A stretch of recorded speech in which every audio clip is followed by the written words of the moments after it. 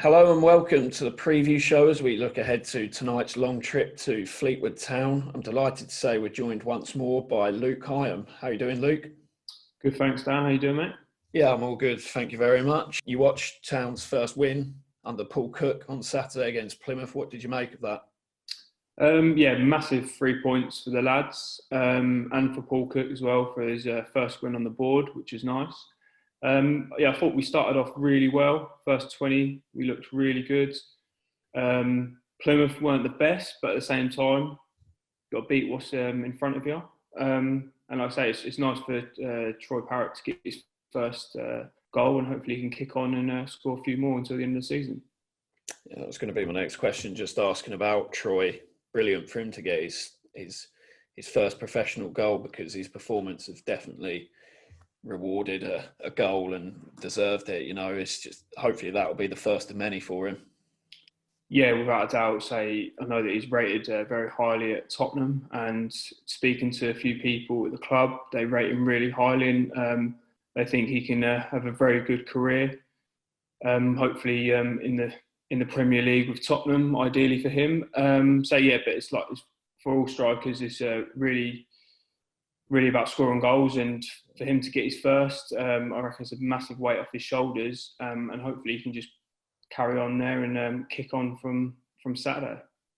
Yeah, brilliant to see Cole Skuse, former teammate of yours, Luke, back after a long layoff.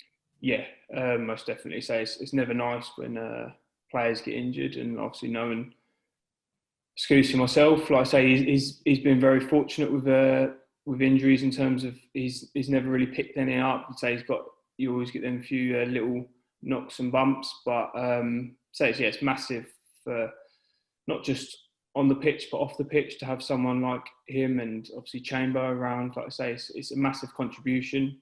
It's very underestimated from people who are not within football, that they have a massive role not to play off the pitch, not just on the pitch. It'd be really important for Skusey to get back involved, and it would be a massive boost for everyone around the club. What does Skusey give the team? What is that like playing alongside him? I know you were a deep line midfielder, but what sort of security does Skusey give the team? I think he's massively underrated, personally. I think he's a player who kind of plays within himself. Like, he's got the ability. I think he had the ability to maybe go higher. I'm sure that other players who have played with him have said it as well. Like I say, you don't realise how good someone is until you actually train with him. And like I say, week in, week out, he gives you that consistency of a 7 or an 8 out of 10. And like it goes under people's radar because maybe he's not very flamboyant in the terms of the way he plays, but he's literally 7 out of 10 with all of his attributes. And like I say, he's very massively underrated. He's a top player, and Ipswich are lucky to have him. Yeah, and he might well start this evening. You know, it's been a long layoff for him, but unfortunately, Flynn Downs looks like we don't know the full extent of it, but he obviously went off with a hamstring injury, so looks like he might miss out tonight. Yeah, so it's such a shame that obviously Flynn's pulled up at the weekend. So he's just got a nice run in the team. He's looking really good, especially at the start of that game as well, before he had to come off, unfortunately. But it's part and parcel of it. It gives someone else an opportunity. If Paul Cook freshens it up, we don't know. But with games coming up thick and fast, the squad's going to always be rotated. Yeah, I think Paul said, it will be. I think the wide players obviously do a lot of the running for his teams in terms of the pressing. So it might, he's rotated that. The last 2 games, he's made triple substitutions after like the hour mark and brought them on just to freshen it up. So it might be in those positions that he might freshen things up. Yeah, maybe these leagues, it is brutal. The games come thick and fast. Like I say, it takes a lot out of people, and people got to take into consideration the travelling on top of it as well. So it is a long journey up to Fleetwood. So I think he will maybe make 1 or 2 changes, but at the same time, managers, if you get a win, they want to keep their team from Saturday. So we don't know, but like I say, games are going to come up thick and fast, and people are going to get opportunities. As you alluded to there, Luke, the long trip to the northwest of Fleetwood here, I'm sure that's probably something, since you've hung up your boots, that you haven't missed those long trips from East Anglia up to the north. Just give an insight into what that's like for the lads, you know, the overnight stays in the hotel. So obviously there's lots of things I miss, but that's definitely one thing I don't miss. Like being from Ipswich, like it is in the middle of nowhere. Everywhere just seems so far away, and I think I used to hate, obviously, them Tuesday night games. You just travel up on the Monday.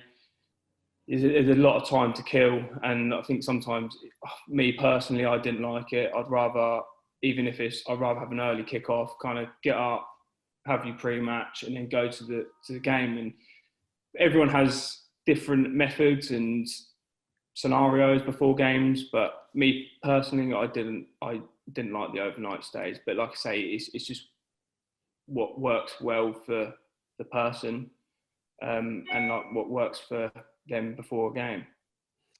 And just moving on to look into Fleetwood now in a bit more detail. You know, obviously they had Joey Barton at the beginning of the season. He's departed, and Simon Grayson, experienced manager, has been in charge since the end of January, and they've only lost twice since then, undefeated in their last 5. So it'll be a tough game this evening.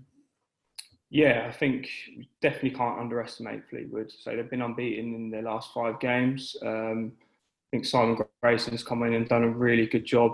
I know they obviously finished in the playoffs last season with Joe Barton. Obviously got a new manager now. He's been there, done it. Very experienced, got a few promotions under his belt, and I think they're going to look at this game thinking, if we get 3 points against Ipswich, then we've got a great chance of kind of getting back in and around that top 6. Yeah, they're sitting in 14th, but by no means out of the playoff picture, as you just alluded to there. If they can get a few wins together, and you know they can be back in the playoff picture. You saw how quickly it's changed for us. You know, 3 wins on the bounce and the win at the weekend, and now we're back in the top 6. Yeah, it just shows how crazy football is. Obviously, before the new manager come in, there's a bit of negativity around performances and the manager. Obviously, now Paul Cook's come in, it's changed things in and around the place. Obviously, got a good result at the weekend, sitting 6th now in the playoffs, and say everything's looking all rosy again. So it is a crazy old world. But like I say, Fleetwood are 14th, and they're only, I think, is it 7 points off Ipswich. So they're going to be obviously chasing the people ahead of them, and obviously Ipswich are one of them. So they're going to see this game as a massive game for them. Yeah, there's a bit of transfer news last night for Fleetwood. Paddy Madden, I think he's been there 3 years, scored a lot of goals for Fleetwood. Bit of a surprise, really. Joined Stockport in the National League last night. Yeah, I did see that last night, and I thought it was a bit of a strange one, like especially being we're in March. So it'll be a massive miss for Fleetwood. Like I think Paddy Madden at this level is very good. Like he's had a very good career. He's 31. Obviously, he's gone to Stockport, signed a 3-year deal. So that's kind of suits him really well. But at the same time, I think Fleetwood have got a really good squad. Like I say, they obviously miss him, and obviously Ched Evans left in January. But I think they've got some really good players. They finished in the playoffs last season, so they've got more than enough to not cause an upset, but give Ipswich a lot of problems tonight.